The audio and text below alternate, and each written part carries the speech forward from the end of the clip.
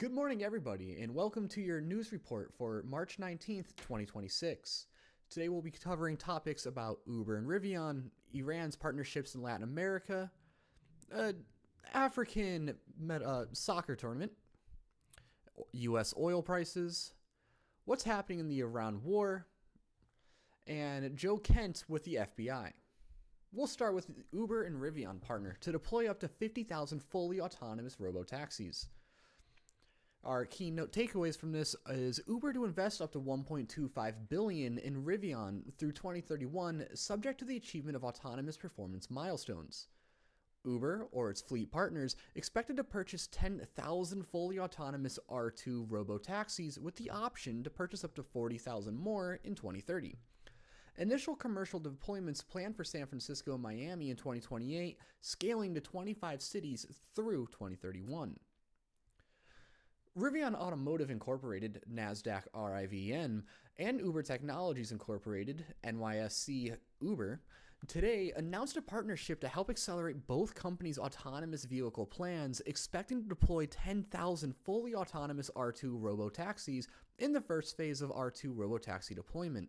Initial deployments are expected to begin in San Francisco and Miami in 2028 and will expand to 25 cities by 2031.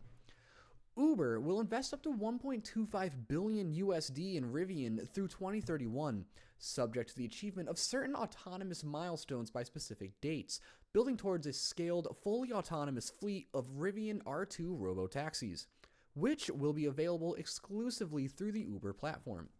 An initial $300 million investment has been committed to following signing, subject to regulatory approval.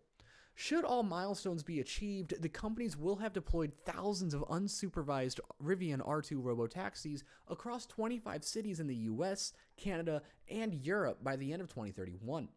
The companies also have the option to negotiate the purchase of up to 40,000 more autonomous Rivian R2 vehicles beginning in 2030. RJ Scaringe, founder and CEO of Rivian, said, "We couldn't be more excited about this partnership with Uber. It will help accelerate our path to level 4 autonomy to create one of the safest and most convenient autonomous platforms in the world. The scale of Rivian's growing data flywheel, coupled with RAP1, our state-of-the-art in-house inference platform, and our multimodal perception platform make us incredibly excited for the rapid advancement of Rivian autonomy over the next couple of years." Dara Khosrowshahi, CEO of Uber, said, "We're big believers in Rivian's approach, designing the vehicle, compute platform, and software stack together, while maintaining end-to-end control of scaled manufacturing and supply in the US. That vertical integration, combined with data from their growing consumer vehicle base and experience managing the complexities of commercial fleets, gives us conviction to set these ambitious but achievable targets." In December 2025, Rivian announced its third-generation autonomy platform, which the company expects to be one of the most powerful combination of sensors and inference compute in a consumer vehicle in North America when launched in R2 in late 2026.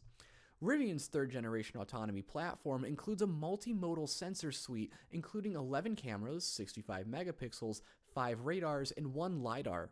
The consumer platform is driven by 2 of Rivian's in-house RAP1 chips, capable of 1,600 TOPS of AI compute performance. This platform, including advanced connectivity and onboard intelligent data collection, utilizes data from all onboard sensors to power Rivian's data flywheel with real-world data from the customer fleet, including the critical 3D LiDAR point clouds essential to the rapid progression of advanced end-to-end physical AI. This press release contains forward-looking statements within the meaning of the private...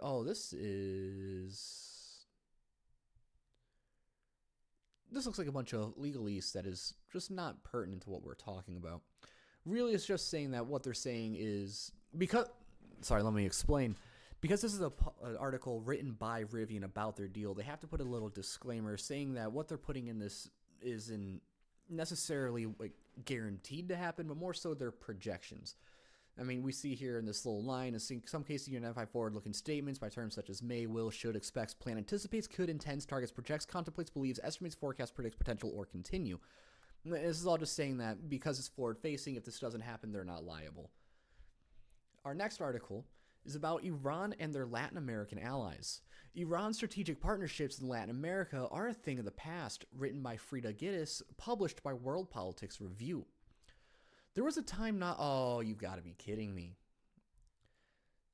Well, guess we're not reading that article. Let's go to Disgrace for Africa. Senegal fans rage after Cup of Nations title revoked. Published by France 24, written by an author.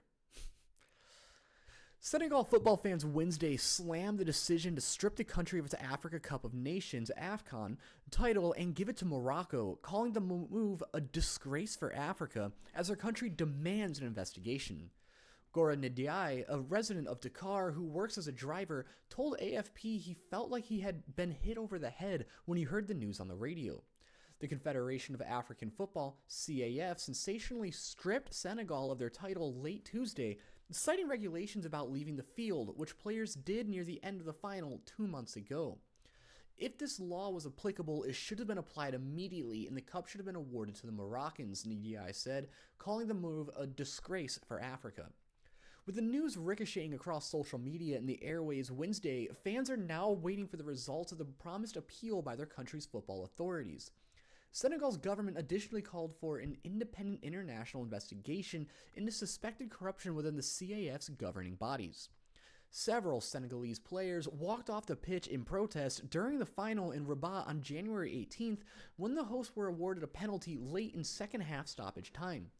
After Senegal's players were coaxed back onto the pitch by captain Sadio Mane, Morocco missed the penalty. Papa Gueye then scored in extra time to give Senegal a 1-0 victory. CAF said that having studied an appeal by Morocco, the Senegal national team is declared to have forfeited the match, and the result was officially recorded as 3-0 in favor of Morocco. I started by laughing and being surprised at the same time because it really shocked me that 2 months later they took away our victory. Assetio Diallo, a 25-year-old accounting assistant, told AFP from downtown Dakar. Senegalese news outlets were unanimous with headlines such as Big Continental Farce, Joke of the Century, and Unprecedented Scandal. Senegal's football authorities said they will appeal to the Court of Arbitration for Sport, CAS, in the next 48 hours, condemning what they said was an unjust, unprecedented, and unacceptable decision. Senegal defender Moussa Nikhat posted a photo on Instagram of himself holding the Africa Cup and wearing a medal with the comment, "Come and get them, they're crazy." Senegal fans maintain that even if the team are stripped of their trophy, they are still the true victor in the eyes of spectators. "We played and we won," Senegal supporter Kola Diouf told AFP from Dakar, pointing to Morocco's missed penalty in the final moments of the game, adding that the whole world is witnessing and knows that Senegal deserves the cup.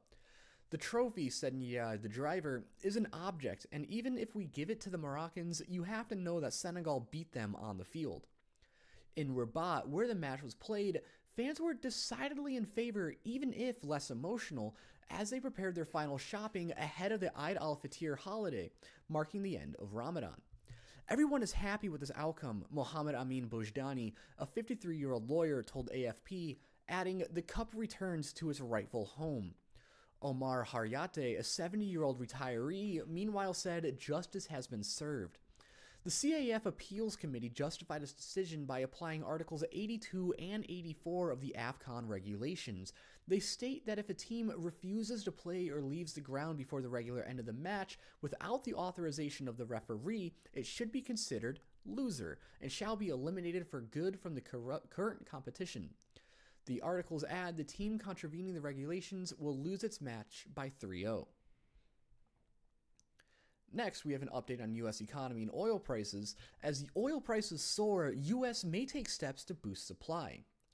Treasury Secretary Scott Bessent says U.S. may unsanction some Iranian oil and conduct another reserve release. And this is another spoof article. Sorry guys, before I start these videos, I try to find articles that are actually readable because most, if not all these days, are starting to become hard to find. And this seems to be a bad day for me. But I know Al Jazeera will give us a full on their update in Iran. Iran war, what's the Jones Act and why has Trump suspended it for 60 days? Written by Elizabeth Melimopolo, and the Associated Press, published by Al Jazeera. The United States President Donald Trump has temporarily waived a century-old shipping law to help ease the cost of transporting oil, gas, and other commodities within the U.S. The move allows foreign-flagged vessels to transport goods between U.S. ports for the next 60 days, a step taken to ease the movement of energy supplies across the country. This action will allow vital resources like oil, natural gas, fertilizer, and coal to flow freely to U.S. ports for 60 days, White House Press Secretary Caroline Leavitt wrote on X. Here is what we know. What is the Jones Act? The Jones Act, formerly known as the Merchant Marine Act of 1920, was passed by Congress to rebuild the United States shipping industry after German U-boats devastated the country's merchant fleet during World War I. The law was sponsored by Senator Wesley Jones of Washington State. At its core, the act requires that any ship transporting goods or passengers between U.S. ports must be built in the U.S., owned by U.S. citizens, and crewed primarily by Americans. This, in effect, bars foreign-flagged vessels from participating in domestic maritime trade. The law allows for temporary waivers in the interest of national defense, according to the U.S. Maritime Administration, typically granted by the Department of Homeland Security or the Department of Defense. The Jones Act was also designed to ensure the U.S. could rely on its own merchant fleet during times of war. It continues to be strongly backed by some shipping companies, labor unions, and national security advocates. Critics, however, argue that restricting foreign competition has driven up shipping costs. Why is Trump waiving the Jones Act requirements now? Oil markets have been volatile since the start of the U.S.-Israel war on Iran. Tanker traffic through the Strait of Hormuz, a key global choke point, has been severely disrupted, affecting exports from major Middle Eastern producers.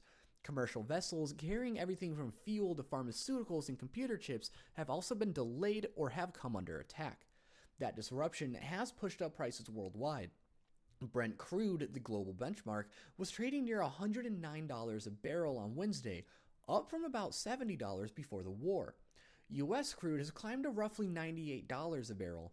At the pump, prices have surged, with the U.S. national average for regular gasoline reaching $3.84 a gallon, according to the American Automobile Association, about 86 cents, more than 25%, higher than pre-war levels. With supplies under strain and shipping routes disrupted, countries are scrambling for alternatives. By allowing the foreign-flagged vessels to move energy products between U.S. ports, the administration hopes to reduce transport costs and increase supply. The waiver also applies to fertilizers, which are in high demand during the current spring planting season. But the decision has drawn criticism. The American Maritime Partnership, a coalition representing U.S. vessel owners, operators, and maritime unions, said it was deeply concerned the 60-day waiver could be misused, displacing American workers and companies. The group also argued the measure would have little effect on lowering fuel prices for consumers. How could suspending Jones Act requirements affect U.S. petrol prices? A range of factors shape fuel prices, and analysts say easing domestic shipping restrictions is unlikely to be a sweeping solution. The waiver will simplify logistics, making it slightly cheaper and easier for products to flow, said Patrick DeHaan, the head of petroleum analysis at GasBuddy, an app that tracks fuel costs. But DeHaan warned not to expect steep price drops from the waiver. It won't have a visible impact in reducing prices at the pump as of now. It will merely offset rising retail prices. I estimate it may offset 3 to 10 cents per gallon, $0.007 to $0.02 per liter of price increases, he said. The waiver is part of a broader effort by Washington to boost supply. The Treasury Department has eased sanctions to allow U.S. companies to do business with Venezuela's state oil firm, while also temporarily opening the door for Russian oil to re-enter global markets. At the same time, the International Energy Agency, IEA, has pledged to release 400 million barrels of oil from emergency reserves, the largest coordinated release in its history, with the U.S. contributing 172 million barrels from the Strategic Petroleum Reserve. Even so, analysts say these measures offer only short-term relief. Oil markets remain constrained by global supply disruptions, and it can take time for additional crude to reach refineries and filter through to customers. And lastly, we have Joe Kent under FBI investigation for alleged leaks. written by Mark Caputo, published by Axios. Former counterterrorism official Joe Kent has been under FBI investigation for months on suspicion he leaked classified information. 3 sources familiar with the case tell Axios. Why it matters, Kent propelled himself into national headlines Tuesday when he resigned his post and blamed Israel for tricking President Trump into launching the Iran war, even though it posed no imminent threat to the U.S. Driving the news, immediately after his resignation, administration officials said he had been a known leaker and had been cut out of briefings with the president. Semaphore reported that Kent, who led the National Counterterrorism Center, had been placed under investigation prior to his resignation, which Axios independently confirmed. One of the sources said Kent was suspected of leaking to Tucker Carlson and another conservative podcaster. That source said the FBI was also examining leaked intel related to Israel and Iran. The big picture, few details have been released because the investigation revolves around classified information. He left quite an online paper trail and has been monitored for months, one source familiar with the investigation told Axios. He's going to try to say this was in retaliation for his resignation, that source said, but it's the other way around. He quit because he's under investigation and he knew it. On Wednesday, Kent gave a 2-hour-long interview to Carlson, an ally and fellow critic of the war and of Israel. Carlson proactively defended Kent on his show and said he was paying the price for previously predicting that war with Iran would be a disaster. Joe Kent was right. Therefore, Joe Kent must be destroyed, Carlson said, and there is, of course, this ongoing effort to do that, to dismiss Joe Kent as a tool of the Islamists, or a leaker.